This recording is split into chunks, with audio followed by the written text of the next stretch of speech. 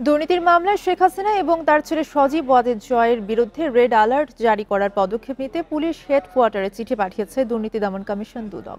বিকেলে দুদকের প্রধান কার্যালয়ে সংস্থাটির উপপরিচালক আক্তারুল ইসলাম জানান, প্লট জালিয়াতির মামলায় তদন্তকারী কর্মকর্তারা এই চিঠি দিয়েছে।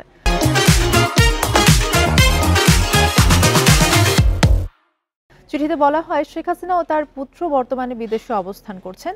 ন্যায় বিচারের স্বার্থে তাদের অবস্থান শনাক্ত করে দেশে ফিরিয়ে এনে আদালতের মুখোমুখি করা হবে। তিনি বলেন, আইন অনুযায়ী সকল ব্যক্তিকে ন্যায় বিচারের আওতায় আনাই সংস্থাটির প্রধান লক্ষ্য।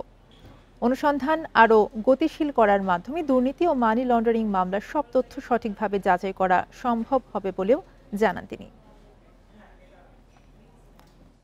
তাদের বিরুদ্ধে ইন্টারপোলের রেড নোটিশ জারির জন্য গতকাল দুদক দুর্নীতি দমন কমিশন থেকে পুলিশ মহাপরিদর্শক এর কাছে পত্র প্রেরণ করা হয়েছে।